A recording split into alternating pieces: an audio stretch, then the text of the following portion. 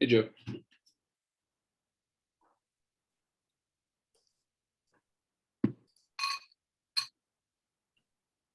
Hello. Just making sure, Philip gave me a call. I'm just making sure the meeting gets recorded, but it looks like we're on there, and I was gonna facilitate the introduction with Deborah, but it looks like she's on right now.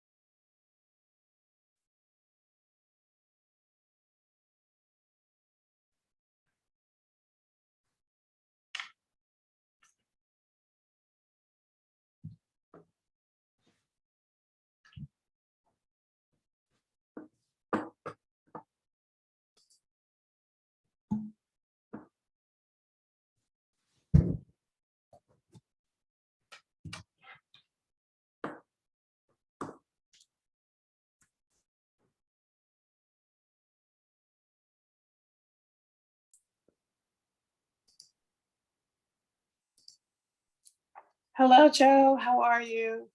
Hello. This is Deborah with the City of Oviedo. Hi, Deborah, with the City of Oviedo.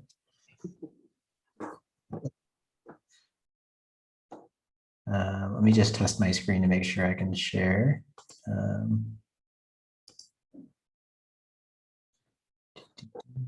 Share screen.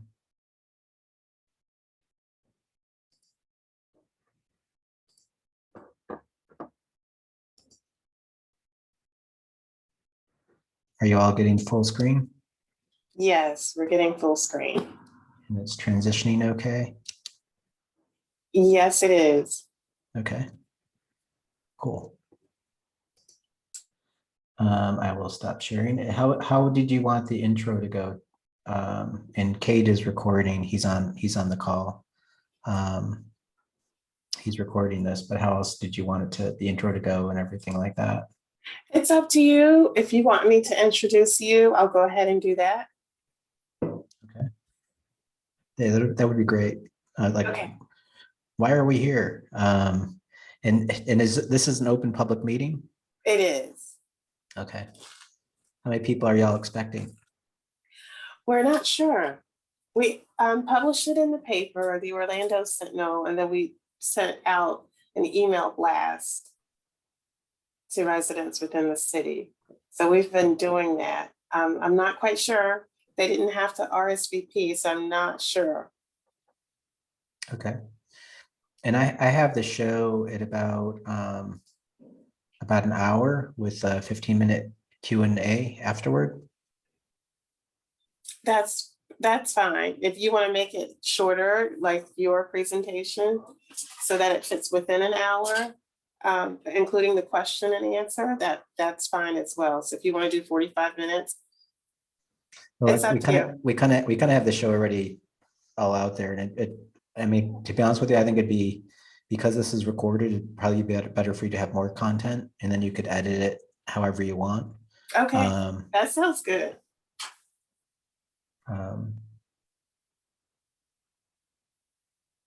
And the way that Kate has set up the show, we actually have it in sort of like chapters. What I'll do is I'll try to remember to and I've done this for Kate in the past, where I just slow down a little bit at the pause points of the chapters. So that way it's easy for you to just cut the presentation open.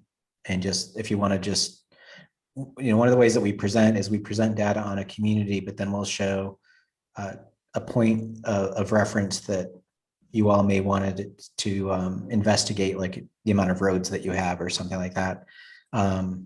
But we'll usually show somebody that's worse than you, that's having more of a heart attack. It's always good to show examples of other places to give people a frame of reference, but also realize that you're not alone in some of these issues. Yeah, I think that's great. But but if you wanted to trim the show down, you could pull some of those pieces out in the future and just keep it Oviedo. But anyway, that's kind of how we design the presentations anyway, so it'll be easy for you to edit away. That sounds great. Joe, how do you pronounce your last name? Mini cozy, like short and cuddly. It's the O is a, I mean, no one pronounces it the Italian way, which is mini cozy, but it's like two T's instead of a Z. Oh, But watch me. Oh, you're gonna go for it? All right. Uh-huh. All right. So I'm used to the Americanized version.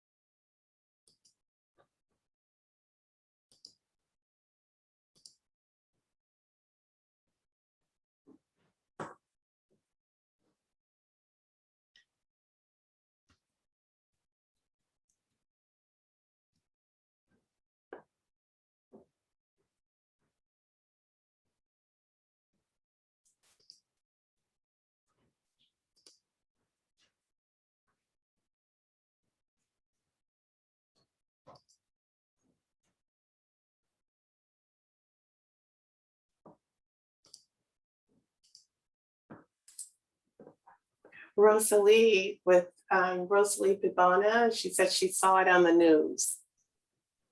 I'm reading her wow. chat. Okay. Are there like local Facebook groups that you all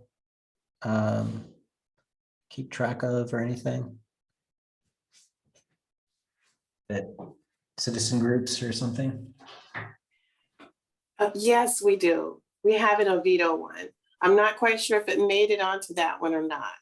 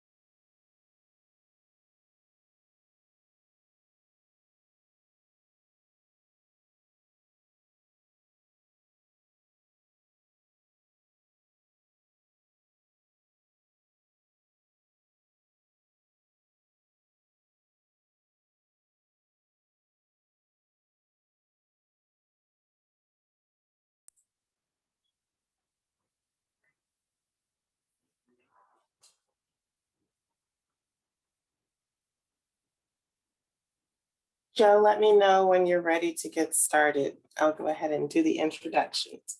I'm ready when you are. I don't know if you want to give people a minute or two to load in. It looks like there's 6 folks in right now. Okay, yeah, I'll give them about 5 minutes. Maybe let's like 6:02 or 6:03 would be fair. Okay, sounds great. But yeah, I don't know if it just intermittently just pop in and let folks that have come in know that we're in a holding pattern as people log in, but we'll get started at 6:03. It's 6:01 right now, so 2 more minutes. So thanks for those that were timely and made it in at 6. We're up to 8 people now. So yeah, you know your community better than I, so you would know like what's a good amount of people, whether it's 15 or 10 or 400. I don't know how many people you have RSVP'd or you think might show up. I'll give them a couple of more minutes and then we'll go ahead and get started. And whoever comes in will just come in. Okay. Yeah, and also I think Cade started the recording as well, so we're documented at this point.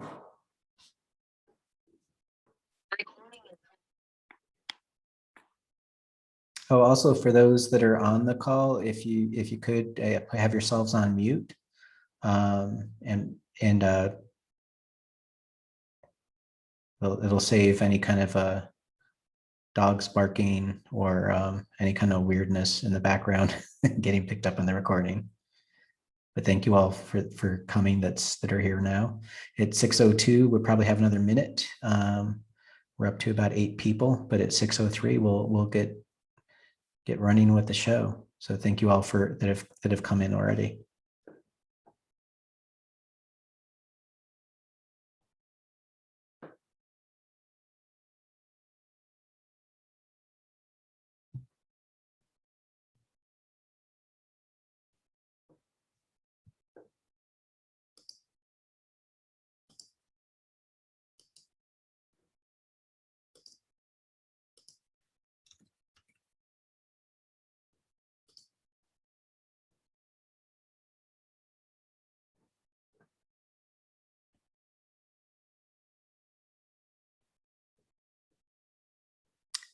Okay, we're right at about 6:03.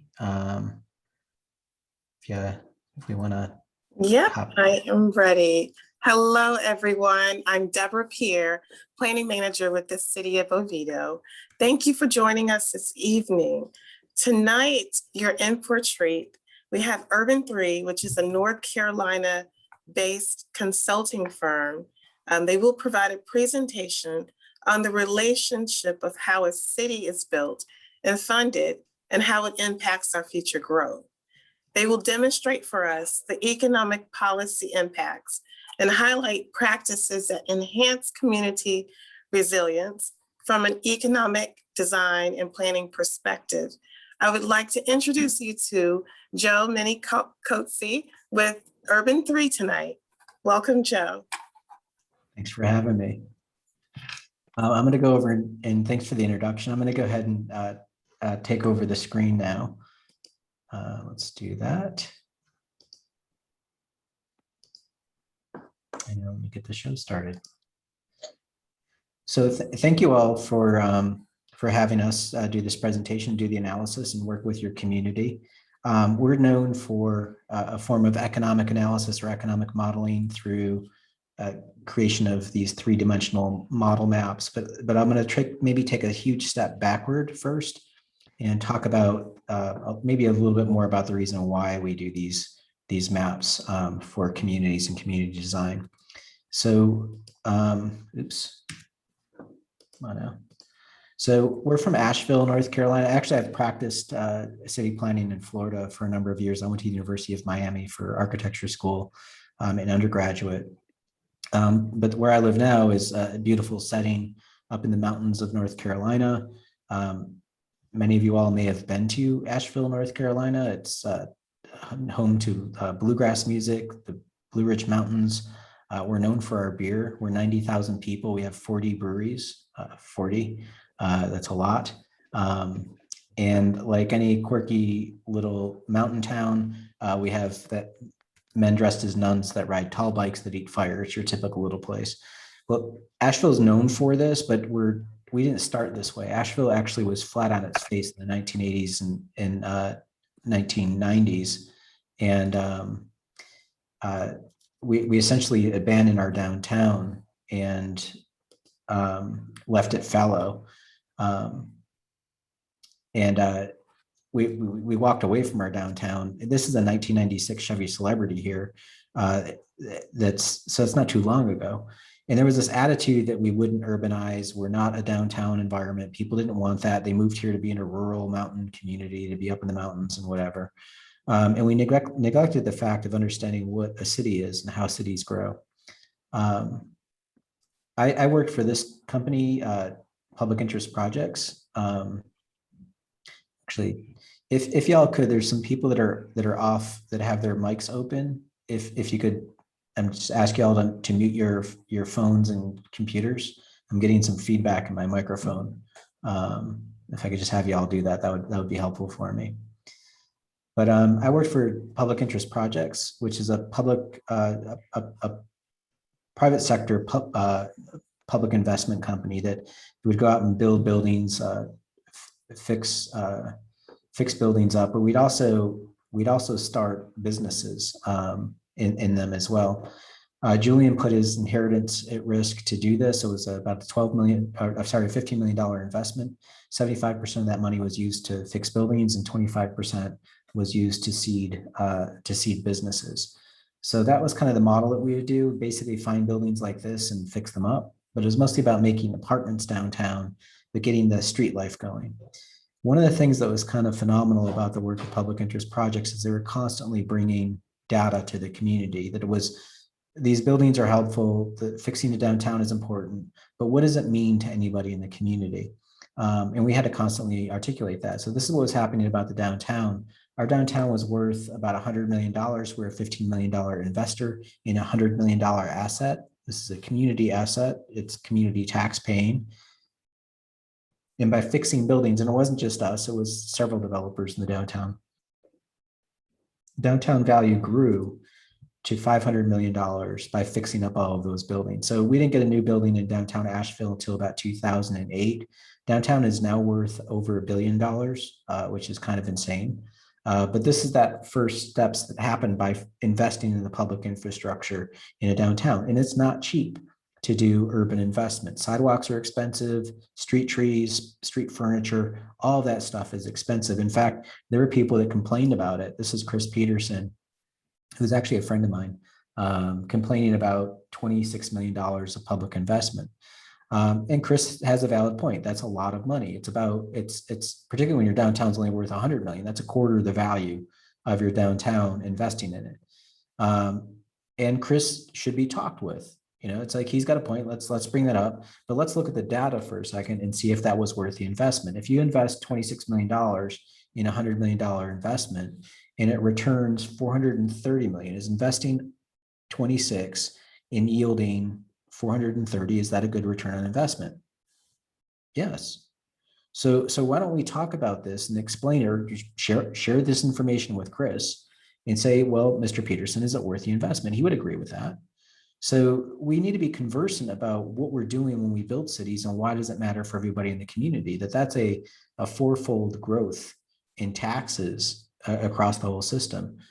So we're at about 1.2 billion now. So this is how we grow our community. And it's not going to stop people like Chris. Chris has a website now with fire and brimstone. This is the mayor getting hit in the head with a lightning bolt. And this is what happens in communities. I get it. Fine. Chris is entitled to do his opinions. He's not entitled to facts. So put the information out in a fact-based way and talk about it, because we're all in this together. We need to understand what a city is. If we're a real estate investor that's worth 15 million, the city is many times more that. And it's a finite boundary of land. Oviedo, can't take over the next community. Your county definitely can't. So it's that land is incredibly finite. And realize that cities by nature, by law, by policy are incorporated. They're basically really big real estate development entities. So if you look up the Oxford American Dictionary, it says so. It says that to constitute a company, a city, or other organization is a legal corporation. So by law, your city is incorporated, your county is incorporated, Seminole County is incorporated, your state is incorporated, it has a charter, and so does our country. Joe Biden said this on the Stephen Colbert Show in 2016. The United States is the largest corporation in the world. And I'm such a nerd, I went and looked it up. And this is the US code that lists us as a federal corporation. It doesn't say we're a capitalist corporation. It says we're essentially a social corporation. We're all shareholders or citizens in these corporations. We're voting members of the body. And at $14 billion, my city is 6 times the value of Ted Turner. Does Ted Turner just look at Facebook for his opinions? Of course not. He's looking at data to see how the business operates and how it's functioning with information. So stepping back to looking at this boundary of a city, when you talk to farmers are always talking about how things operate, with what the crop yield is per acre, the water per acre, the labor per acre. They're looking at things as economic terms. So we do the same thing with the city, and see that this is one of the buildings that we rehabbed with ground floor retail, second floor office, and upper story residential. So the city, this is part of the streetscape project that happened. So thank you, city, for the garbage can, the bike rack, 2 benches, and a street tree. We took the taxable value from 300,000 to 11 million. That's a 3,500% growth in taxes over 15 years for this municipal investment. So that's a great return to our community. This is growing tax value, highly potent in our community. And the first pushback from people, because people have a tendency to just get stuck on big numbers. Cynthia Smith, actually several of you. If I could ask anybody that's I'm on a Zoom planning call. in, Patrick. I'm gonna try to mute some people here. Sorry. Yeah, if everybody can put their computers and stuff on mute, so I don't have to mute you, that would be helpful. So that's a 3,500% increase, but people just get hung up on the big number and they'll say, well, Joe, that's $11 million. We've got this Walmart, there's 20 million. So fair enough. That's double the value of our building, but it took 34 acres for that building to make happen. So 34 acres of our farm, of our community, was taken to make that Walmart versus 0.2 acres for our building. So really looking at the gross number is the wrong way of looking at it. You should be looking at it per acre. So per acre, our building is producing 100 times more property taxes, double the retail taxes. Who would have thought that a furniture store, a beauty salon, and a tattoo shop is double the productivity of a Walmart, but it is. We've got more residents, obviously they have none, and we also have more jobs. So when you stack it up side by side, you can see the potency of that downtown environment. Conversely, you can see the lack of value that you get out of a suburban environment. Now, this isn't to shame and fault Walmart. And in fact, in every presentation, I always show this story of one of the nerdiest presentations I've ever done was at the International Association of Assessing Officers Conference. I don't know if y'all hang around with your tax assessor. It's not the most dynamic conference I've ever been to. Super awesome people, but unbelievably nerdy. But this guy got up and did this amazing presentation on how cheap Walmarts are. Now think of how brilliant that is, that, you know, he's got 3,000 assessors in one room, and he's showing spreadsheet after spreadsheet after spreadsheet on how cheap his buildings are. I'm thinking this is brilliant. You know, he's getting all of his tax bills lowered in one meeting. That's smart. So I went up to the microphone and I asked him, I said, Mr. Terrell, what's the useful life of one of your buildings? And he honestly shot back 15, 20 years. We're designing the building to depreciate as fast as possible. We'll build another building and depreciate it down again. We don't care about the buildings, they're throwaway. Think about that for a second. This is your corporation. Is this the kind of investment that you want in your portfolio? Do you want a 15-year rider where they're just going to ride your portfolio for 15 years and pay you as little taxes as possible? If that's what you want, great. You know, just make sure you're writing that down. The average Walmart consumes more in police services than it pays in property taxes. Again, this isn't to fault Walmart. Don't hate the player, hate the game. When you have a tax system based on property value, there's a perverse incentive to build low wealth in your community, period. That relationship is 15 years, which is the life cycle of a cat. You know, we at least mourn the passing of a cat. Sorry, I'm a dog person. I'm just putting the joke out there. I want you to just understand the numbers for a second and think about what's happening in your community. This isn't complex math that I'm showing you here. This is 5th grade division. And we already do this when we talk about cars. Could you imagine if we talked about cars and I was bragging about my truck getting 650 miles per tank? You'd laugh at me immediately and you'd say, Joe, come on now. All tanks are different sizes. We don't say miles per tank.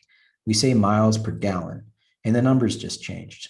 And we should all be driving BMW Asettas. 1955 technology is better than a Prius. Who would have thought? So this is understand. I'm using this nomenclature of per acre valuation to drive this point home about efficiency. If we're doing this for a $3 commodity, we certainly should be doing this for a $30,000 commodity. So we've done this all across the country. You name the state, everybody's got different tax policies, but it all yields the same results.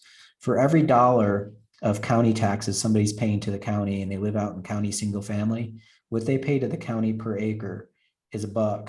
Their brother and sister in the prime cities paying about 5 times that. Then here's the Walmart, here's the mall. This is a 2-story building, a 3-story building, and 6-story building. So as you start to mix your uses and you start to get those buildings down on Main Street, you're starting to see an exponential jump up. It's not a proportional jump, it's an exponential jump up to a 6-story building. And we're not talking about skyscrapers here. A 3-story building is still a really big improvement over a 1-story single-use building. So if this is the number in the data, how do we take this and see what's going on at a larger scale? So another analogy is if I were to take you to your doctor to do a CAT scan on your brain or an MRI, I can show you your brainstem activity in blue versus your creative thought process in green, right? I can show you what's happening inside your own head by using technology. Can we do an economic MRI for your community? So looking at my county for a second, this is my county, 350 square miles. I've got non-taxable in gray. Here, I've got green is low value, purple is high value. So you've got your low value stuff out here. And this big purple splotch is the Biltmore estate right here. So that's America's largest house, the Vanderbilt Mansion. It's worth $100 million for one property, which is super amazing. But it's also not a fair way of looking at it because it's a 180,000 square foot house sitting on 8,000 acres. So does anybody have a $180,000 square foot house? No, only one person in our country does. So that's like having the biggest gas tank and bragging on it. It's not showing you the potency. So rather than total value, let's do value per acre. Map changed. I'll just show it to you in 3D.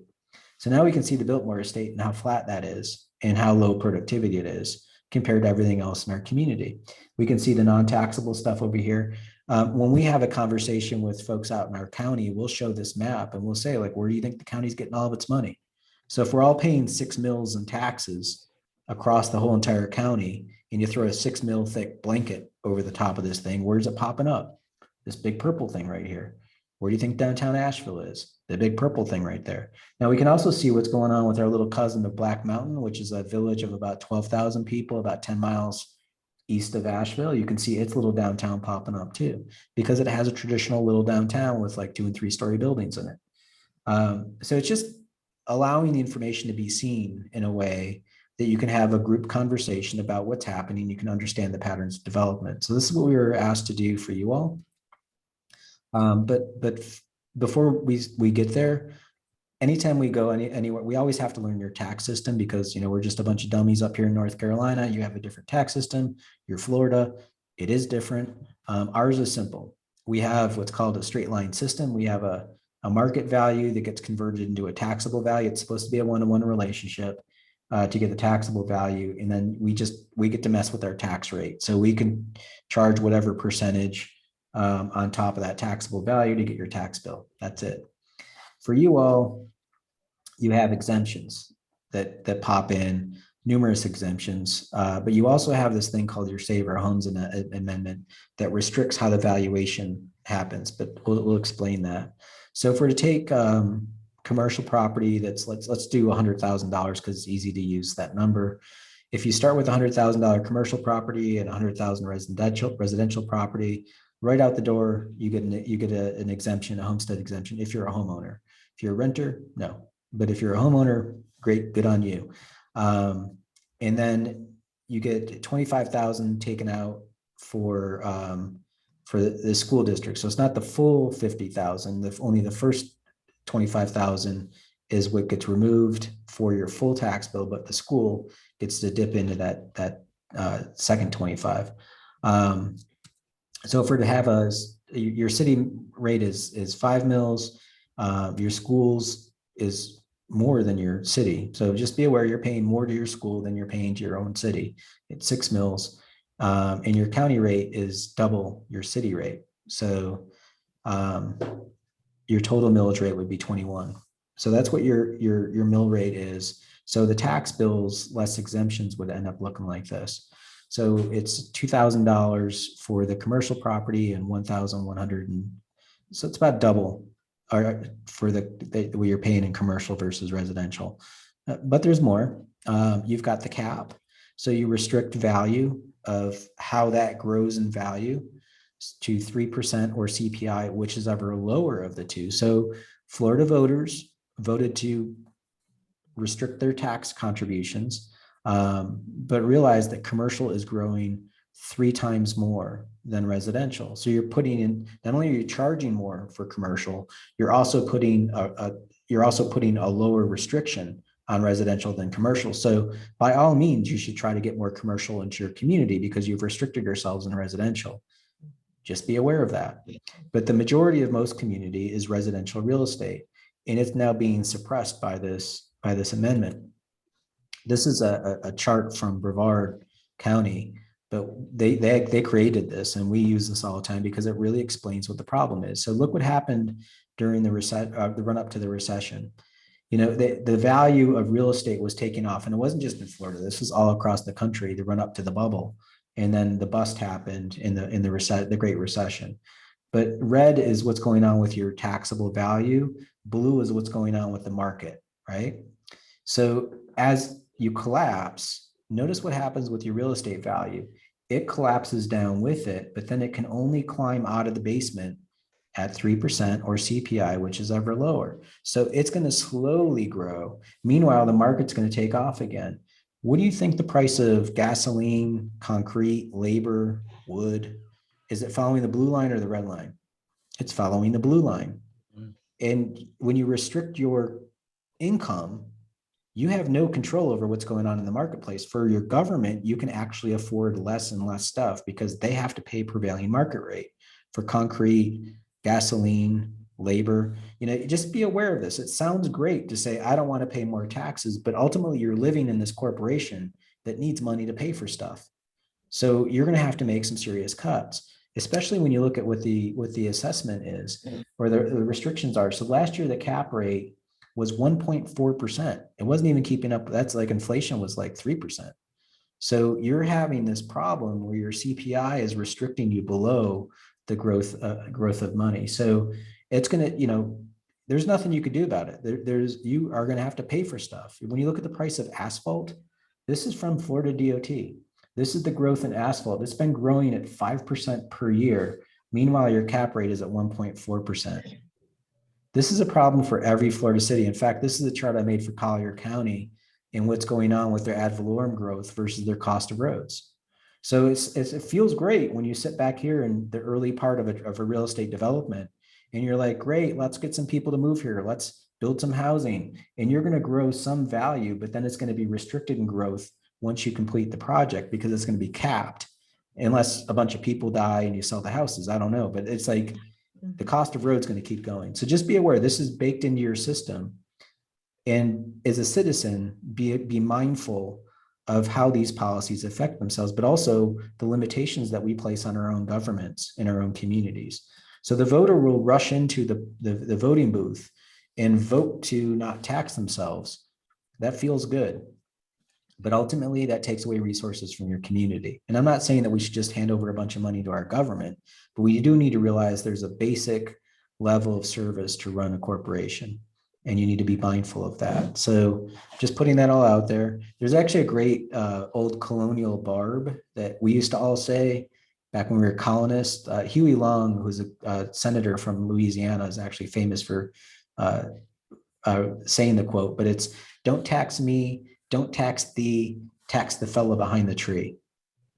We're a country that's primed itself on not wanting to pay taxes. It's just who we are as a country. In fact, we got a revolution because we got taxed on our tea. It's just, that's who we are. Anyway, moving on. Looking at your land analytics, this is your county. This is Seminole County as a total value model or miles per tank. And you can see the large parcels out by 4 and the highway super valuable, but per acre, not so much. And you can see a shift happening. Actually, it's easier to see it in 3D.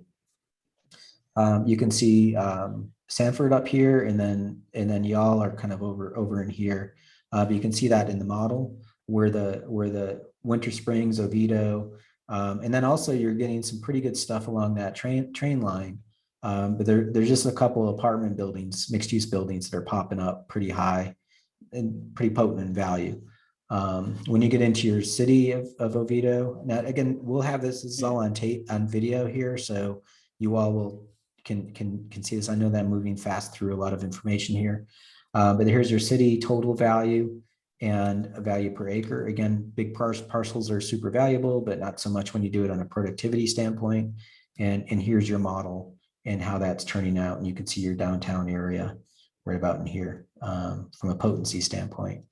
When you look at your core area, your downtown, here's your total value. Center Lake Park is not taxable, so it doesn't produce value. Here's your per acre, and here it is in 3D. And we highlighted a couple buildings so you can see how potent they are. The townhouses are popping up at about $4 million of value per acre. Park Place Apartments at about 4.4, Strand's coming in at 7, and then the Strand Apartments solo are 4.6. So the mixed use building, and again, it's because there's a commercial product in there in the ground floor, and then also the residential is seen as commercial because it's apartments. It's a commercial product. This is looking at the county as sort of an oblique or a bird's eye view, and then this is looking at it if you're just right at the side of it, looking at the side profile, because we want you to see like what these mountains look like of where your core areas are. And this isn't to say that everybody needs to move downtown or that you everybody that have to be in the downtown. It's just understand you need to have that balance of downtowns to be able to compensate for the low value productivity of the expanses of residential. And that's just the way that the tax system works. We just don't tax residential enough, but it takes, the residential is ironically taking down all of the infrastructure to use that road network in your community. But that's the dynamics of how cities operate. Countywide, 30% of your county is non-taxable. That's about average what we see for a lot of communities. So that's your lakes, your city buildings, churches, county buildings, universities, schools, things like that. Citywide, you're looking at 37% non-taxable. Again, that's relatively average. It's a little bit on the high side of non-taxable. And this isn't to say don't have non-taxable. You need to have parks in schools and things like that, but just be mindful of it. In your downtown area is about 36%, which is about, again, about average.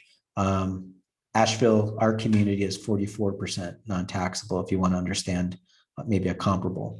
But we're also the county seat. So we have county buildings and federal buildings in our downtown. So your city is a shareholder of the county. So your county taxpayers. So citizens of Seminole, you all are 5% of the footprint of the county. You're about 9% of the county's productivity, which is a 1-to-2 ratio of productivity. So you're 2 times the potency financially to your county for your footprint. We use these metrics to understand a potency. This is a little on the low side, but you're not the only city in your county. So you have a fairly packed, at least on the west side of your county, with communities. When you look at your downtown to your city, is a shareholder, your downtown's about 4% of the footprint of your city. It's producing about 8% of the value of your city. So that's about a 1-to-2 ratio of productivity. That's a little on the low side. We generally recommend that your downtown to your city should be about a 1-to-6 ratio of productivity. So you need more potency in your downtown. You need to work on that. So this is just to give you a benchmark to shoot for. You really want to build up that downtown to compensate for how flat out the rest of the area is. And it's just, again, residential has restrictions that are going to make it look that way. So it's going to jump ahead. But don't forget your downtown is a piece of the county, a tiny piece, very small piece. It's a point, let's call it 0.2%, like 0.2% of the footprint. It's producing 0.7% of the value. So it's actually pretty good. It's a 1-to-4 ratio of productivity to your county. So do open the door to talk to Seminole County, because as you build up your downtown, you're going to be building up their wealth too, because they're county taxpayers. So what's good for Main Street and building up a downtown is great for a city, but it's incredible for a county because the county does very little to administer or manage. The county doesn't pick up the downtown's garbage or police it. You know, you have city services that do that. So again, open the door to talk to the county and collaborate. Y'all should work together to make this happen. So just to walk through some of the typologies or the buildings, the ingredients that make up your community, we always start with a Walmart. Everybody's got a Walmart. So we just set the pricing index at that. So like your Walmarts are averaging about let's call it $750,000 per acre. And from here on out, you'll see the Walmart at the bottom of the slide down here, just as a benchmark. So I'll just keep that there so you can see Walmarts versus single family. So your single family is actually detached. Single family is actually pulling more value than a Walmart in property taxes at about $1 million, which is good. When you get into so if your single family detached is averaging $1 million. Let's talk about your multifamily. It's kind of there's a broad spectrum, but you can see your townhouses and denser stuff are pulling 2 to 4 million. But on average, your multifamily is about the same as your townhouse average is about $1 million, depending on the townhouse. There's some townhouses are pulling more value because more people want to be in them. And you can see that from a design standpoint versus looks like a bunch of cars live in these townhouses and these have a bunch of stoops and they're higher density. They're pulling a much higher value, double the value. But your townhouses are about $1 million. When you get into your broader multifamily, the bigger buildings, you're seeing much higher potencies. This is the lofts at Altamont, pulling about 17 million. The station house apartments over at Lake Mary, again, these are by the train stations, pulling 11 million of value per acre, but overall multifamily is about double single family at about $2 million of value per acre. So again, be aware of that. There's lots of biases that people have about multifamily. And our first response is look at the data first and then start to talk about that. So, you know, they're not monoliths. You know, people will say like multifamily is less value, but we don't see that in your numbers. They're more value. Your commercial types, you know, again, back to the boxes, your Home Depot, your Targets, these are all pulling about what the Walmart is. Walmart's 750. So Lowe's is 800, Target's 660. You know, here's your Costco and your Home Depot. When you get in your malls, it's not so good for the Oviedo Mall. It's actually less than a Walmart. It's 600,000. The Altamont Mall is not much better at 1.6 million, and the Sanford Mall's doing the best, but still 1.7 million or double a Walmart isn't all that great if you compare it to other types of commercial like Studio 101 in Sanford. This is $6 million of value per acre versus the 2 million for the Sanford Mall. So even in the same community of Sanford, this thing's crushing it. You know, it's commercial. In fact, there's lots of lessons in Sanford in this pattern of building things. So realize that building is 120 years old. So not only is it high potency, it's been high potency for a really, really long time. Now, remember what I said about that Walmart, it's going to last 20 years. So these buildings that are in this page, they weren't designed to last 20 years. They were designed to have many different lives. In fact, many of these buildings they were different types of buildings. Some of them were old hotels. Some of them were old bank buildings. They had past lives, but they can be recycled. And I would argue that, you know, if they can make it to 100 years, you should give them a tax benefit or like a birthday party and just give them a tax holiday for 10 years. That they deserve the celebration of making it this far. And we need to start thinking about leaving these benefits for our kids and our grandkids and how to build community wealth. So the architecture can tell you a lot about its adaptability and also the value. So you want to be thinking about all of those things. And you're starting to do it. You can see it in your community. $6 million of value per acre, 5 million, 17, 11. So those potencies are happening. So thinking about these buildings in potency, and just as a comparable, 2.3 acres, or about a quarter of what's out there right now in the Strand would equal the 13 acre Lowe's property. If you had 1 acre or a third of the mixed use part of the Strand, it would equal the 12 acre Home Depot. Now I understand they're two totally different buildings, but the land is the land that you have. You are very limited in your resource of that land. So be aware of that. Be aware of the consumption. You know, 1.5 acres of the fire station building would equal the 16 acre Kmart building. 1.5 acres would equal 16. You know, something like the Wells Fargo, which is an amazing building. 8 acres would equal the 150 acre Oviedo Mall.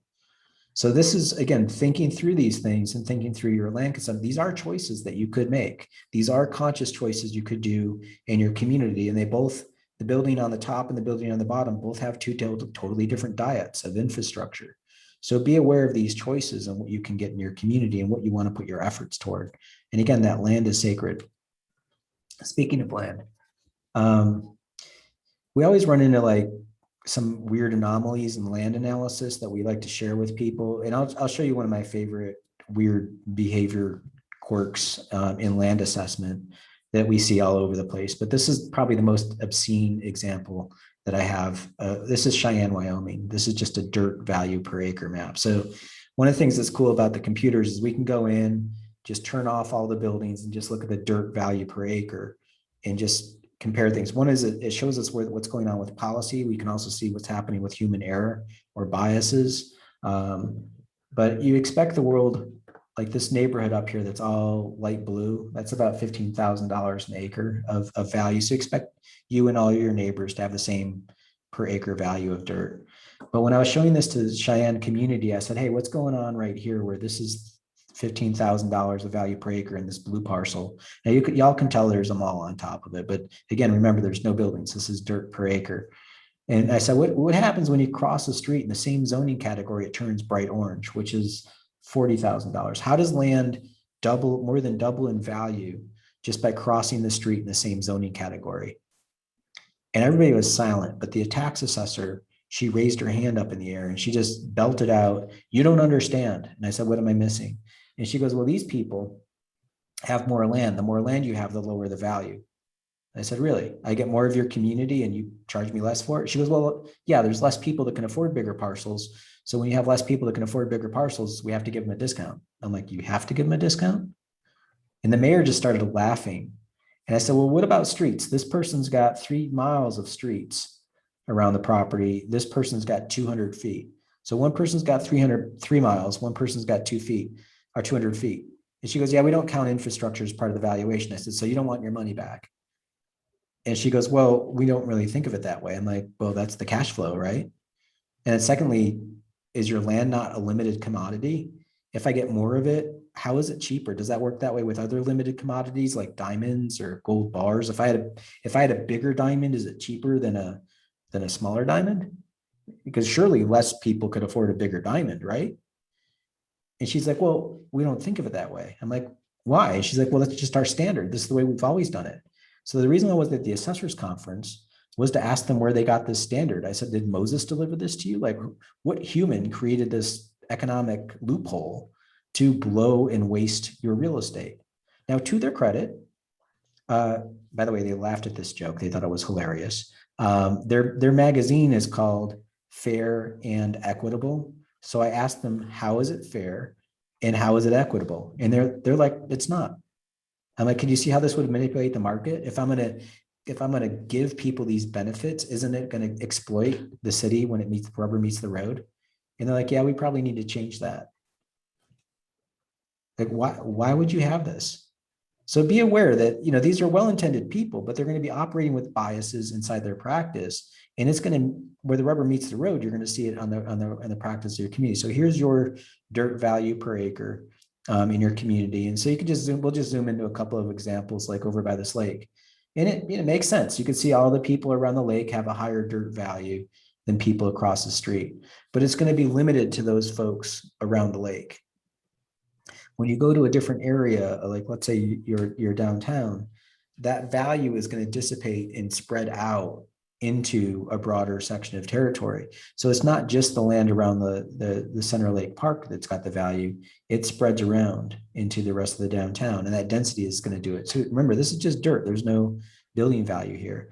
And actually, if you go to your cousin up the road, your Sanford, you can see how that lake value doesn't stop at the edge. It actually bleeds into downtown and into those neighborhoods that all have access to the downtown. So the dirt value goes deeper into the community because of the design of the community. So be aware of these lessons, be aware of how that works in your community, and consciously think about adding value to your community by design of how you design access to an amenity. You can just wall off that amenity and only the people next to the amenity get the value, which is what you see at Bear Lake. Or you could think of what's going on at Sanford or in your downtown, that by building that network to the amenity and dragging that value into a community, you can add value to your dirt as well. But these are fairly nerdy. These are fun to look at, but this is just looking at the dirt and then zooming into your city. And you can even see some of the out parcel buildings over here. The dirt is more valuable than the bigger parcels. You do have that bias in your mathematics where the larger parcels are less value, which I would argue is not fair and equitable, but that's, again, have that conversation, be aware that that's in the system, and talk that through. But again, we have these models for you so you see them. And again, this is the dirt under these buildings. And you can see even the dirt under the townhouses, how potent that is versus everything else around it. And again, that's just dirt. So the building can actually push value into the soil by design. So thinking through some of the policy implications of this tax analysis, This is your, what's called the just value per acre. So this is where you're starting, but then there's what's taxable. So going from this to the taxable, there's a haircut that happens. And so be aware of that. These are policies that affect value. So you lose, close to $3 million of taxable value per acre through that process across the whole model. And then there are exemptions. There are properties that get exemptions and properties that don't. But you're looking at a loss of $2.5 million that your community is writing back to property holders in your community as a tax break. That's taxes lost. And it's not equal across the boundaries because some people have different tax exemptions than others. So you can actually look at the model and see here's the just value. So when things are priced, that's what the value should be at about 365,000. But once you remove all the exemptions, the taxable on that property is, it's an exemption of 2/3 of the property, just on that one parcel. And when you look at it next to its neighbors, that one property is receiving many more exemptions. Now, granted, let's be fair. This could be elderly, disabled, veteran, and over the age of 65 or whatever. I mean, there's lots of exemptions that are in there, but you also have portability, where people can take their reduced value and move from Orlando and receive a bigger chunk of tax exaction by moving to a cheaper community like Oviedo. So they can port that tax reduction to your community. These are things you have no control over because these have become state actions that you all have voted into place that have local effects. And this is something that just needs to be communicated. So looking at your revenue and your revenue sources, y'all have about $62 million worth of income that comes into your property, but you're losing about 2.6 million in your refunds that are going back through the exemption. So you're losing that value. So one of the things we wanted to show you is that think of it as a pie slice being exacted out of your budget. And then understand that where does this come from? What are the tax breaks that are baked into the system? Well, one of the ways that we kind of articulated it back to the tax system, think of it as that multifamily and commercial is paying about 96% of a dollar of value. Commercial straight up is paying about 95% of a dollar of value. Single family homes are only paying 60% of that value. And then y'all give a very crazy amount of agricultural exemption, which would be great if it were true agriculture. But there's a loophole in the way that the state tax system is written. I could just rent cows and just have them wander around on a piece of property and get that exemption. So in fact, if you want to read a fun article, there's this great one in the Atlantic magazine that covers it. But that's, y'all have a crazy loophole. So when you look at the tax system, there's a really big benefit to sitting on land and just having it remain as agriculture. And even and you'll see this where you'll drive by miles of strip malls and all of a sudden there's a bunch of cows walking around. Let's face it, it's commercial property, but I can hold on to that exemption and pay very little taxes, even though I have that commercial access and that really expensive 6-lane road.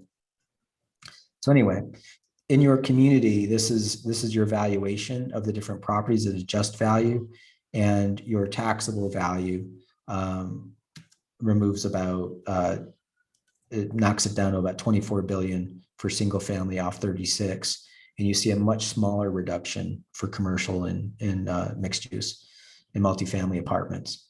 So just be aware that's the policy implications of those land use types. Now there's another another way that I want you to think about land consumption as well is that use and what we ask for. So I'll give you a different example. We'll show you Indianapolis for a second. They had better data that we could do this model. We were able to do a piece of it for you, but basically stripping out, these are all the buildings in Indianapolis, and these are all the parking lots. So when you look at just how land is used, it's basically a 30-30-30 between their roads, parking, and buildings, a little bit more in buildings. This is how it looks if you just turn it into a big square. So you have the same amount of parking as roads pretty much. This is your buildings. This is everything else, berms, buffers, backyards, whatever. When you look at the value, however, this is what it looks like. So one of the things that we pointed out to them is that roads and parking are about the same in area, but look at the cost difference. Roads are 17 billion, parking's 0.5 billion. So if parking is the same area, shouldn't it be the same value? But it's not. So that's a discount given to parking. And again, we're not privy to this. We didn't have like a public vote to do this, but this is how the built environment happens. And we get seduced into thinking that this is, somebody's worked this out. Well, the person that's worked it out is out there in the private sector, and they figured out that it's a tax break to lay down a bunch of parking. And then we all get the benefit of all this amazing parking all over the place. Well, guess what? We're paying for it. It's an indirect subsidy by taxing it less. It's that simple. So that's a tax break. So just be aware of it. So when you look at you all, you don't have as much parking as Indianapolis. So good on you for that. But you have a lot of roads in land area. And this is the way that your roads and parking look. So you do still have the same problem of a very little bit amount of money that comes in for the parking revenue. And you still have that $1.2 billion worth of road liability. So that's not going to go away. You have to pay for those roads. And that's a problem. But you're not alone in this. This is every American city that we've seen. We've all suffered the same problem because no one's really looked at this stuff, which I don't understand, but that's why we do this math for people. Anyway, just going back to your downtown and seeing the value of density and looking at one of the things we wanted to highlight is just the edge of your downtown here to see these properties side by side, because they're all kind of the same development pattern right there. So you have down here in the lower ones are from the LA Fit, we'll just call it the LA Fitness strip mall boundary area, which is the strip mall and then these two out parcels. And you can see the scale of parking in there. And then let's just similar typology, retail boxes, but a different density and a different amount of parking. So this has a lot less parking and it's much more building that over parking versus this, which is a lot of parking with a little bit of building. But look at the value difference between these little green bars, which are averaging about $1 million down here. And it's almost double to do the same typology of building. So what if you did a little bit of this? Like that's 7 times the potency and it's still a commercial product. So again, be aware of this, be aware of the consequences of what you ask for. And it's great to just run around and say, I want to have free parking everywhere, but understand that it's not free. There's a cost to it. And so these are your numbers. You have about 1,000 square feet of buildings per person, about 1,300 square feet of road per person, and about 500 square feet of parking per person. When this gets built, this is the sticker price that's put on that stuff. You have about $80 a square foot for buildings. Your parking's about 75 cents a square foot. So your buildings are about 100 times more tax productive per square foot than your parking. Now realize that road's going to cost you $22 a square foot in front of the building and $22 a square foot in front of the parking. So your cost is the same. Your revenue is 100 times difference between the building and the parking. So that's 100 times different subsidy into the system because that road's not going to pay for itself. So be aware of that. You're getting a lot less revenue off your parking. So this is all just spatial analysis. I know this is a joke that only works for people over the age of 35, but it's spatial. This is all analysis that you can do to have these numbers and just be cognizant of what's happening in your community financially. And let me give you an example at an extreme, but this is what communities are facing. So Lancaster, California, which is a suburb of Los Angeles, it's up and over the mountain from Los Angeles. They're about 120,000 people. This is their community. They have one building that's like 4 stories tall in their downtown, which is not great. You can see it in the model. They need to have a bigger downtown than what they've got to support the city expansion that they've expended themselves into. So they've spread out and which is all fine and dandy, but there's consequences to that. And one of the biggest consequences is the amount of roads that they built, which are kind of insane. They built 953 miles of roads. Now, I work in planning. I can't tell you what a mile looks like physically. So we put on a map to show people they have enough roads to go from Los Angeles to Portland. So guess what? When those roads come in, when a developer gives you roads, those roads need to be rebuilt every 50 years. They don't last forever. So every 50 years, they have to build a road to Portland. Now, if the community had a choice to vote on that, would they have voted, yeah, let's build a road to Portland? Of course not. And this is what happens with every city. It's just slow incremental growth, adding more, and you start to build up this huge diet that you have to pay for stuff. So when that road comes in, the first thing that happens is you pick up a bill that you have to maintain that road, $100 a lane mile every single year for as long as that road is there, forever. And then every 10 years, you have to do a rehab. And that rehab is called milling, where they scrape off the top. That's going to cost you about $310,000 a lane mile. And you have to do that every 10 years for about 4 or 5 cycles. In that 5th cycle, maybe you could stretch it to a 6th. That's when it gets bad. That's when you have to do a full rehab. And that's going to cost you $840,000 a lane mile. And once you cross that threshold, you start the process all over again and you start doing rehabs. And it's just, that's the cycle of road maintenance. So over the life of a road, over one life cycle, it's about $1 million a lane mile. That's tax money that you need to get from somewhere. So what we recommend and advocate is that you think about your road system this way and think about that long-term effect. So imagine it this way. Going out and getting a bond is not the best way to do that. That would be tantamount to you, when you pay off your house, you pay off your mortgage, going down and taking down a second mortgage just to mow your lawn. Like that's kind of silly. So you need to be able to pay for the maintenance of that road. So we showed the people in Lancaster, we said, look, here's when you built all of your roads. Your great grandparents went on a little road building spree after World War II. Like you didn't have a whole lot of roads before that. And you can't help but notice in 1953, all of the lane miles that you built, that's a lot of road. And guess what? When they put that road down, that came back to haunt your parents' generation in 1983. And they were hit with that huge road bill. Now, what they did, and what most communities do, is they annex more land, they let out more development, and they're just like, we'll just let the private sector solve this. And developers build the cheapest thing possible. They build single family houses and fold the cost of the road into the mortgage of that property, wash their hands and walk away. That's the way that the business model works. Well, guess what? You got more roads with it.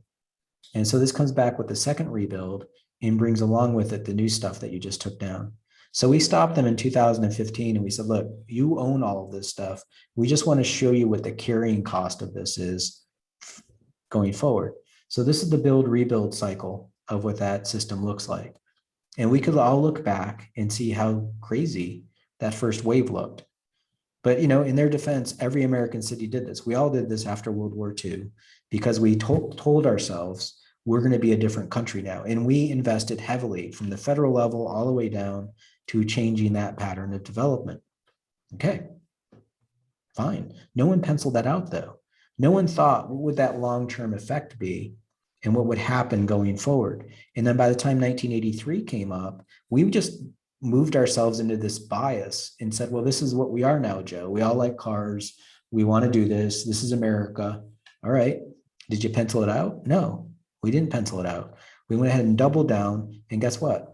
Not adding more roads, it's getting bigger and bigger. And notice I'm not adding more roads.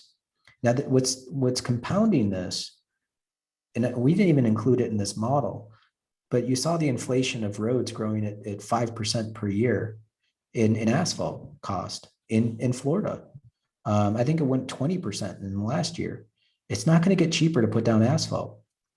But looking at their existing system in Lancaster and flushing their money into their road network, it runs out where it turns red. And we said, look, you're going to have to make some difficult choices. Some roads, you might want to just let them start to decay down to dirt. You just don't use them enough. And there's not enough revenue coming out of it to even compensate for it. So let some of them go, but you need to come up with a different structure. You need to make some hard choices because you can't afford all that you currently own. And that's unfortunately the sad reality of a lot of communities. So in Lancaster, they basically owe $50 million a year to maintain their roads. And this is their deficit. So California is really specific about their revenue. So this is how they get their money out of grants, which are the blue stuff. Yellow are other like communal metro fund contributions. Some money comes out of Los Angeles to Lancaster. Impact fees, gas taxes, and sales taxes.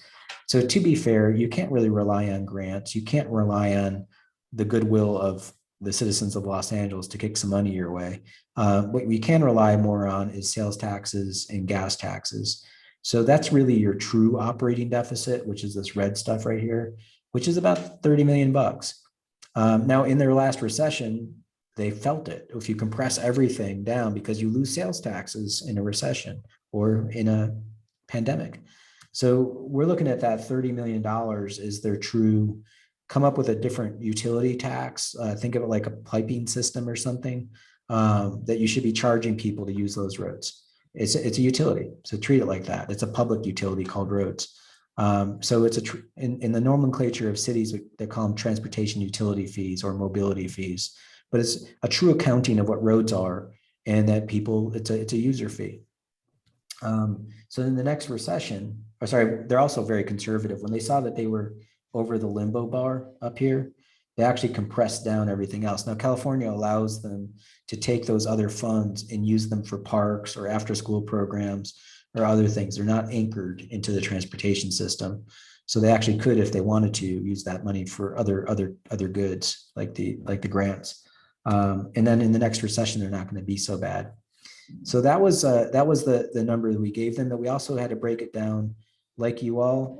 The buildings their parking is actually much higher value than your parking, but the density matters for them.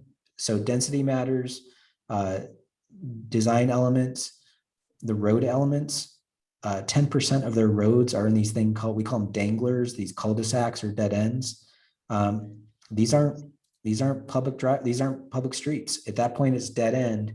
It's only for the benefit of the 7 people that are at the end of that cul-de-sac. That's not a street. That's a driveway. So be aware of that. And it's up to them. If they want to choose to subsidize those people and pay for them as a street infrastructure, great. But realize that 10% is $2.5 million a year that they're compensating for that land use choice. So write that down, be aware of that. But we recommended that they separate that because that's not a transportation option. It's a driveway. But the other thing is the distance of road that you consume further you go out. So the further you choose to live outside the core of the city, the more you should pay into this fee system because you made that choice to move further out. So there's a close to far ratio, there's a density ratio, and the cul-de-sacs. Those are the 3 things that distort the valuation in the model that should be compensated for. So we made a simple quadrant. The further you are away, the lower the density or floor area ratio, as they call it. The lower the density, the further away, the more you're paying. If you have high density and you're far away, that's good. It's better. It's not great because you still have a lot of infrastructure to get out to that area. Conversely, if you're close in and you're wasting real estate, if you just have like a dead strip mall or a parking lot in the middle of your downtown, you have a tremendous amount of infrastructure committed to that core area, and somebody underbuilds, that's not good. So you should, that should be a penalty, or there should be some way to recoup your investment, like a 2-drink, think of it as a 2-drink minimum to be in the core area. And then if you're higher density in the center, then you're efficiently using the infrastructure and you should be compensated. So these are actually what the monthly fees will be per property on average in these quadrants. And think of this like a cable bill. This is the reality to running a city. And this is what the costs are. So for you all, you have enough roads to get you all the way down to Key West. And then your city maintained roads can get you almost to Miami. So realize that that's a lot of infrastructure that's in your community that you currently have. So breaking that down and thinking of it as an infrastructure, realize the more people you put down in a smaller amount of infrastructure, it's going to be more efficient, but there's a trade-off. You may say, Joe, look, I want to have a big yard. It's like, okay, yeah, I want to be 6 foot tall and have a full head of hair. And we all have things we want, but understand the cost in our community has to be discussed and understood. So that just as a cartoon, We did this in South Bend. These are 4 units stacked on top of each other. These are 4 units put side by side as townhouses. These are 4 units with a little bit of yard. These are 4 houses with bigger yards. And we went ahead and kept these at about the same value and then made these cheaper as you went down. And these are their numbers. We had a much more detailed analysis there so we could use their actual data. But the cost or the loss for the road in front of this property is about $105 a year. It quintuples as you go side by side because you're getting more road. And then it gets worse as you get wider and wider. So these are the losses on an annual basis in South Bend. And we, just as an example, we showed them 88 houses that exist in their community, done as a traditional grid pattern, in 88 houses that are done as a cul-de-sac of cul-de-sacs, like a lollipop stick. And these are, again, real places. We had their data. We laid it out for them. Here are 88 houses. Here are their roads. And this is the annualized cost of what they should be paying in maintenance plus reserve. So in real estate development, when you buy a building and you own a building, you have to set aside a reserve account for the air conditioner, anything that you're going to fix on it to maintain that asset. You make a reserve account to keep that asset going in perpetuity. So cities should be doing the same thing because these are assets in the community. That road is an asset. So they should be having a revenue cost on this, or sorry, a cost on this expense is $75,000. The water pipes are, let's call it $12,000, $35,000 for the stormwater and sewer pipes. So that's the $122,000 obligation to these 88 houses. If you look at the revenue that actually makes its way to the Public Works Department, it's about 21,000. So it's really easy to see the deficit. It's about 122 minus 21. It's called $100,000 deficit for that neighborhood. So we ran the same for these other 88 houses, and I'll just kind of fly through this one. So it's about an $80,000 deficit, $22,000 income. You're not going to remember all of these numbers, so let's just put them side by side. So you can see here that it's a far lower cost to maintain for 88 people on both sides. These are the same number of people. It's a $79,000 cost on the left. It's $122,000 cost on the right. If you subtract the income that comes in, you end up with a deficit. On both of them, they're deficits, but one deficit is two times greater for the same number of people. So again, people make choices, but they're also following economic incentives. If you give folks double the amount of subsidy, they're going to take it. Why not? But just make sure you can write it down and you're affording it. This is kitchen table economics to understand this stuff. So we went ahead and ran the numbers for parts of your community. And again, here's one layout pattern of housing. Here it's at roads. So breaking that down. We didn't have all of your pipes and water and sewer. We're currently talking with your city about this, but let's put the total annual is greater than 10,000 for those houses there, and taking with the property tax of about 90,000. Now part of the road was private, so we went ahead and stripped that out. And then for this neighborhood, same number of houses, roads, pipes, it's an annual of a little bit more than 5,000 with a $66,000 property tax contribution. But all of those roads are private, so you're not paying anything for those roads yet. I don't know if your community will take them on in the future, but again, it's just if they were considered public, this is what you'd be paying. So let's go into this neighborhood and grab that road for, again, same number of housing units. You're looking at a cost of greater than 8,000 with a $64,000 property tax. Let me just go ahead and put them side by side. Here's the parcel acreage for the same number of units of houses. Here's the annualized road cost. So the one on the bottom is double the one on the top. And this is about 1.5 what that is. Tax collected, these two are about the same. And then this one, you're getting a lot more taxes. Again, same number of units. And then this is the road as a percentage of the tax bill. So this one here is actually the cheapest from a road as a percentage of the tax bill. This comes in at number 2, and this is the most expensive one at the top. So your staff actually did took this since we started this project and produced this amazing chart showing single family and townhouse areas and the kind of a neighborhood cost effect for different areas and penciled it out. So you can see what's more efficient and more productive. So the average across the sample is about $13,000 of construction per unit. Single family homes is costing about $16,000 per unit. When you get into townhomes, it's less. It's about half that at about $8,000 per unit. So townhomes are, again, it's less frontage. It's going to be cheaper. And so this is the construction costs per unit as a sample, similar to the bar chart you saw earlier, but this is just as a table. Here's the taxes per unit, the life cycle costs for the road on an annual basis. So it is more expensive to maintain single family homes on an annual basis.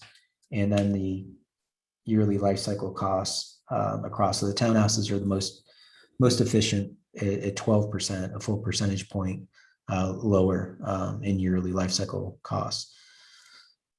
Okay, one last example going forward as you think about as you grow. We did this analysis in Leander, Texas of a development that would be growing next to a train stop out here in Leander. Leander's way outside of Austin. It's a suburb of Austin, and they just dropped a train station out there. So much along the line of the train line that you all have to Orlando. And this developer proposed a 120-acre mixed-use development with a Main Street spine, down like a major square in the center, and then townhouses closer to the train station, and like a downtown kind of development to the east of the main square. They were asking for $20 million of tax increment. So the city asked us how it would look from a valuation standpoint and whether or not it'd be worth it. So this doesn't happen overnight. You have your Main Street spine that gets built in first. And once you get to your core area, it starts to thicken out and build wings outside it. And then it eventually fills out. It takes a while to do this stuff. And that carrying that infrastructure is super expensive.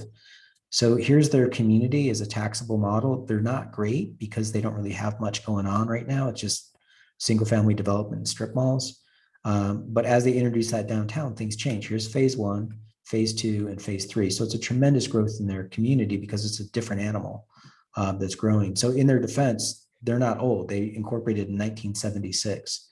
So they don't have that old pattern of a downtown. And when you look at them next to their cousins of Georgetown and Round Rock, you can see both Round Rock's downtown and Georgetown's downtown right in the model. But in their defense, they're adding one right here. Boom. Now what's crazy is it takes their average value per acre of their entire city from $250,000 to $500,000. They're doubling their potency of their city just by doing one 100-acre project, which is kind of insane. Now, one of the counselors was running around saying, we're just throwing money away. We're just giving money to the developer. And that's kind of not fair because it's not a gift, it's an investment. And it's also not going into the developer's pocket. What's happening is it's a tax deferment. So this is the tax deferment right here, this blue triangle.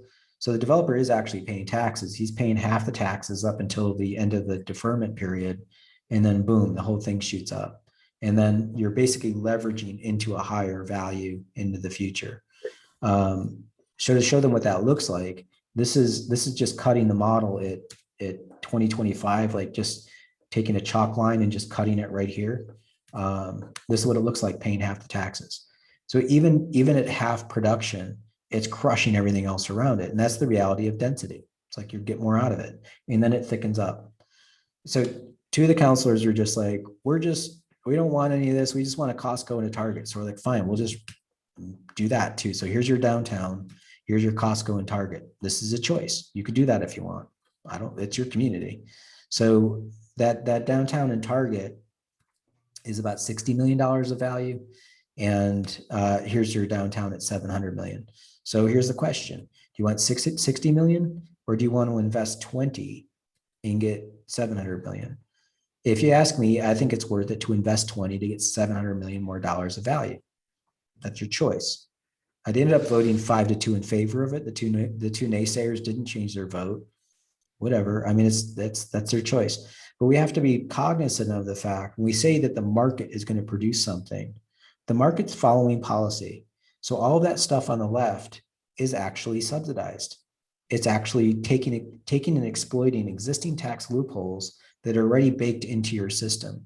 But you're not having that choice that that's happening unless you want to. But you have to identify it first. So when you don't have money for the greenway, the art teacher, or the dancing traffic cop, it's not that you don't have the money, it's that you buried it into a system. So you are looking at potential growth areas. We've run some numbers for you. The sod farm, the Oviedo Mall, and around your downtown area. But you have certain opportunities that are lower hanging fruit than others. So we just ran some of these models. Going back to the sod farm and looking at the dirt value, one of the reasons why that dirt value is so low is because to make that thing developable, you have to invest a lot of infrastructure. It's basically, it's muck. It's not a good soil to bear development. And you probably need about $700,000 worth of investment just to make that thing work. So you can see that in the dirt value, that the stuff that has the higher spikes is actually more primed for that development opportunity because of it. So starting there and taking one of the analyses that we ran is like, let's just look at existing values and use these as comparables to put in.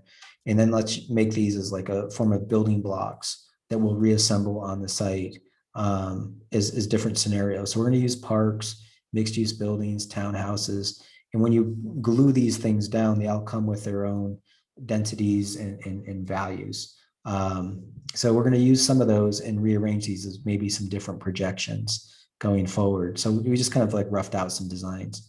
So here's one projection with keeping the dwelling units down at a large park over here, some modest Main Street stuff and some townhouses. That's the projection there.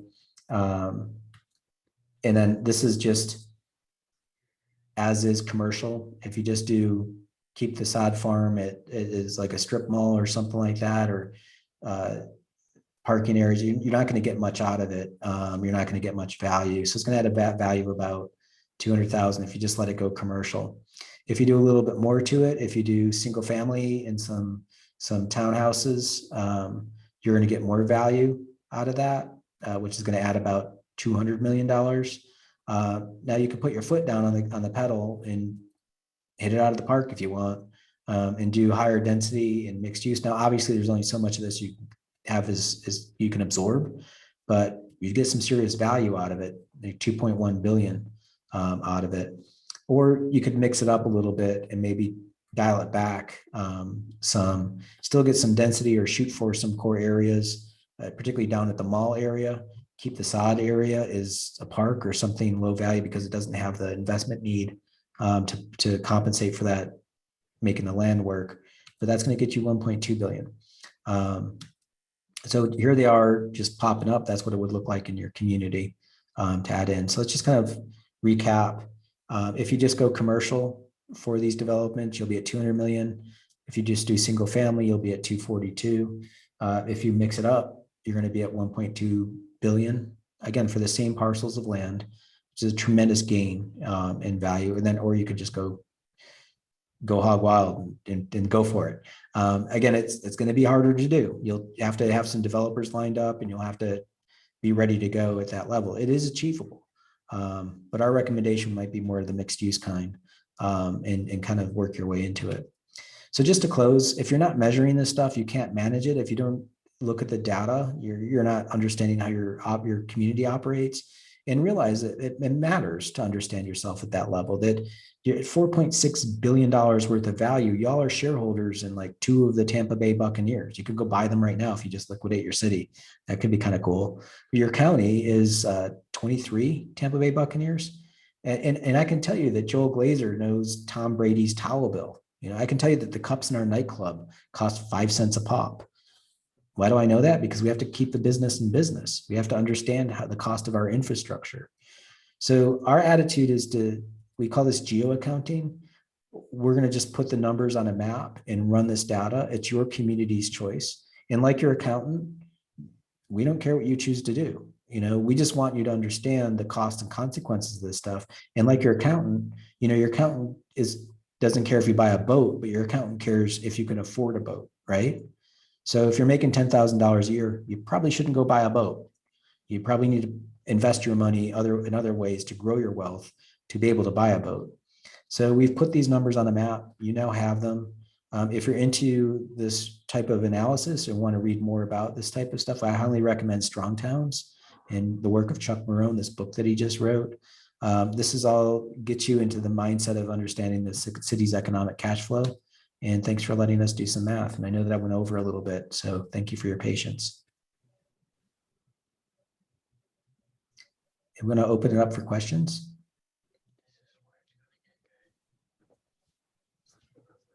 And if everybody wants to come off mute and ask any questions, I'll stop sharing so we can see each other.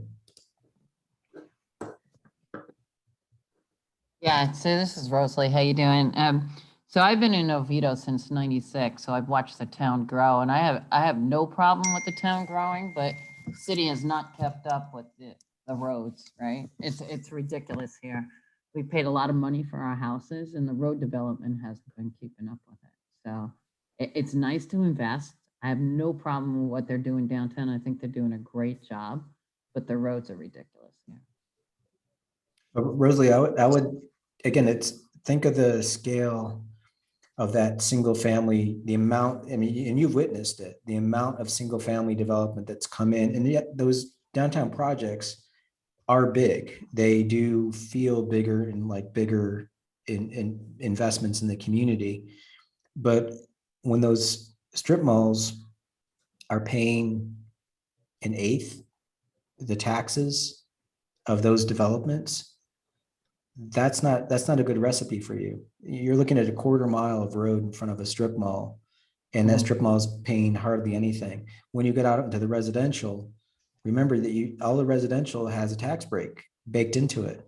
So I understand your personal tax bill is a lot, but when you look at it at the scale of the great majority of your community is in that tax break zone of being residential, that's going to harm your community. So you're the more single family residential detached, the more spread out, the more you use your land that way, you're picking up a lot more road and getting very little revenue at scale. So just be mindful of that. That's why one of the reasons why we do that 3D model is you can see how flat. Let me go ahead and open that up again. Sorry, I shouldn't have turned my screen off. Apologize. Yeah, no, I get it.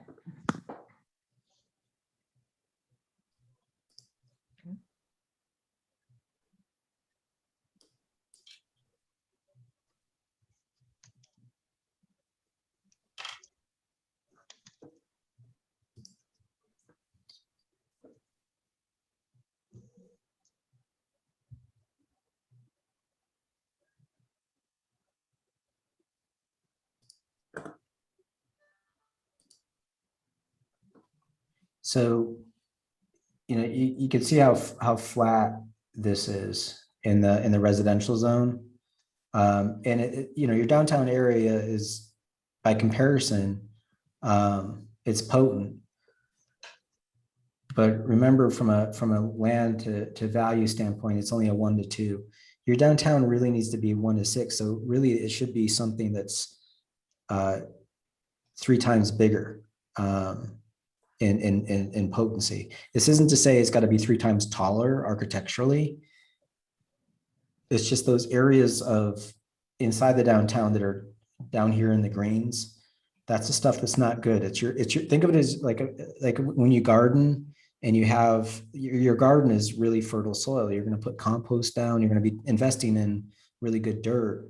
You want to grow vegetables in it. You don't want to grow grass. Although you guys have a sod farm in your community, but it's just, you want to grow things that actually produce wealth in your downtown area, because that's your most expensive infrastructure. So it's actually draining on your infrastructure when you have a strip mall in your downtown. because those are expensive streets. If that makes sense.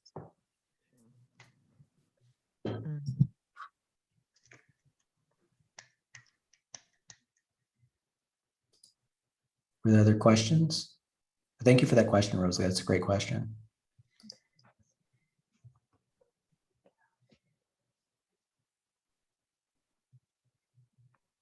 Yeah, no, great presentation.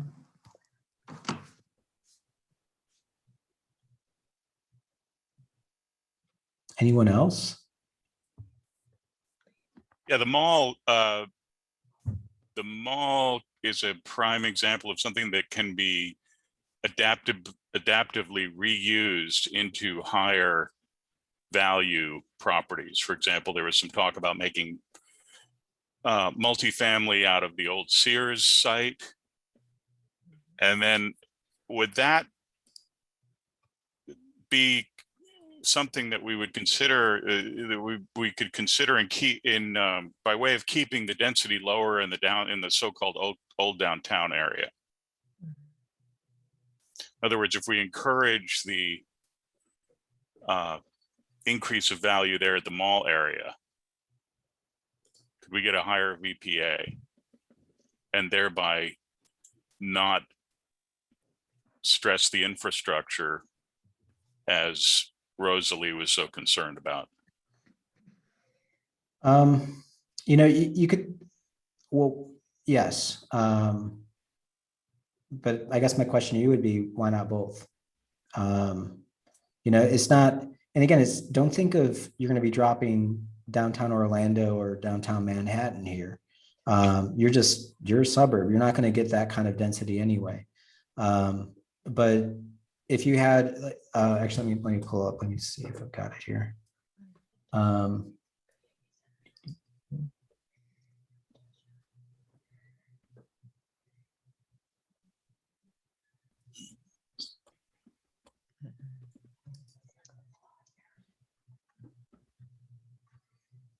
One of the things that we see with cities is that you can actually have a multinodal or multi-downtown kind of place. Let's see. Yeah, this is Kansas City,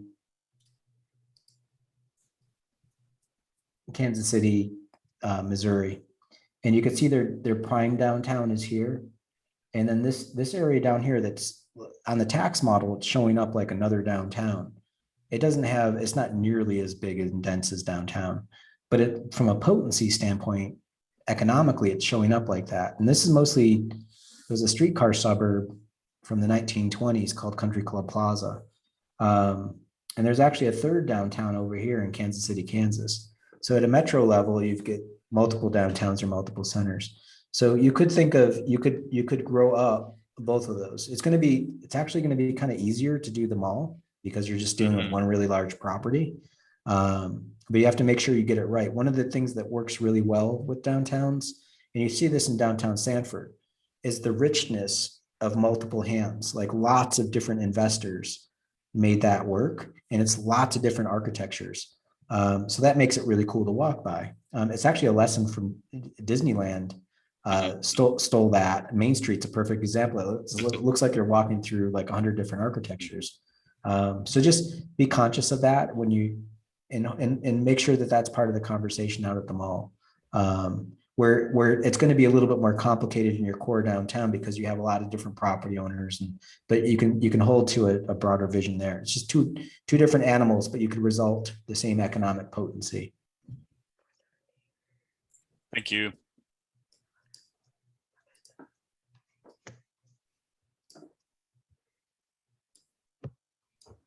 Thanks, Joe. Any other questions? Was this too much information? I mean, I know it was long, but was this helpful? I thought it was very helpful. Yeah, I mean, I came in thinking that tax incentives and other sorts of incentives were uniformly bad, but I'm rethinking that now. You have to know how to figure it out. Yeah. And quantify what's bad or good, because it's been haphazard. We've done these giveaways based on the feeling that if you build it they will come, they will pay, they will grow, et cetera. But there's a deeper question here, and that is there some investment that can be made that would be, optimal for the future? Yeah, and I hear you, Joe. I think, it's, I mean, I hang out with a lot of really nerdy people that talk about this stuff all day long, and I've got friends that are just straight against TIF. They don't like tax increment, and I'll talk with them, and I respect their opinion, but I'll say to them, I say, look, if you're going to tax me less if I build a cheap building, isn't that a TIF? Right? It's like I could live right next door to you, and I could make the same income as you, and I could build like a tar paper shack. I'm going to be taxed on the tar paper shack. I've got the same cost of road. I've got the same everything. And yes, it's my architectural choice. And now I'm trained as an architect. So for me, I take this personally. I'm like, why would you want to incentivize building junk architecture? So so if that's a tax incentive, let's compensate the other way. And let's give somebody like the old buildings, give them a tax holiday for 10 years. If you can make it to your 100th birthday, 10 years free taxes, or do something. I mean, it's just like, but let's talk about that. And be more conscious of the fact that there's, and for you all with the Save Our Homes Amendment, you have some pretty heavy restrictions on yourselves that you've got to be conscious of. I think the problem too is in that how the tax incentives have been implemented, that it's been haphazard and unquantifiable. It's been, or unquantified. It's been like our tourist development dollars. Nobody ever wants to show the books. So, maybe with a little more analysis on the front end, the people who are for the incentives can make a better argument too, because in some areas like Sarasota, they're doing away with them altogether. Well, I think you're totally right. I got a great book for you. There's a book Nate Silver wrote. It's called The Signal in the Noise, or Signal Through the Noise. And one of the things that he says is he's like, weather people, they make active predictions every single day. Do we ever go back and see if they ever got it right? Like, why aren't we doing that? Why aren't we keeping score on weather people to say, okay, this one weather person's like, 85% accurate. And it's like, that's all you have to do is like record the tape of the last night and watch it again. But you're right. The same is true with tax incentives. I was in Des Moines, Iowa, in some suburb north of Des Moines. They gave a 15-year tax break to Walmart. And I said to them, you realize they're going to be gone in 15 years. Why did you do that? And they're just like, oh, we didn't really think that through. And I'm like, it's not like a stone edifice or something. You basically just gave them a free site. Like, that was dumb. But humans are going to make errors, and we should, and the thing is, be fair to folks that are doing this and trying to work this out in government as well. Is like, they're going to make mistakes. All right. As long as the mistakes are small and you're learning from them and you're just like, okay, we're not going to do that one again. And allow for decisions to learn and iterate. It's just, you're dealing with humans. Let's just be fair about it. And you should make small bets. Any Main Street is a series of small gambles. Me starting my own business is a small gamble. But I didn't sell my house and go sell my parents' house to do it. So these are all business decisions.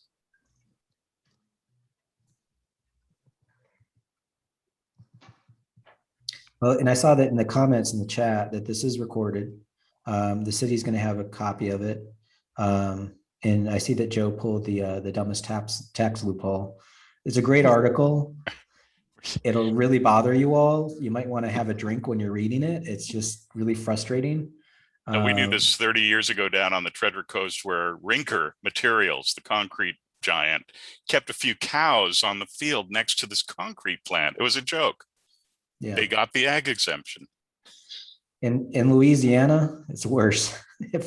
If you throw a hay bale in your yard and then apply for the agricultural exemption, that's all you need is a hay bale. So you don't have to feed it. Yeah, we see some crazy stuff when we do this, and it's just, we try as much as possible. And I use those dummy slides to throw ourselves under the bus. But really, it's like we have a goal to help expand literacy around tax issues and to understand this stuff.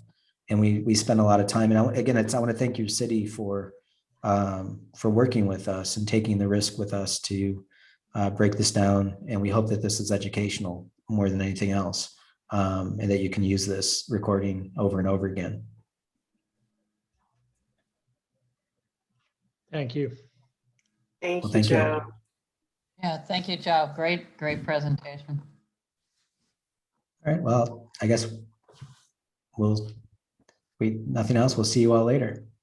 Have a good night. Good night. Good night, Joe. And yeah, we're gonna go ahead and stop the recording here.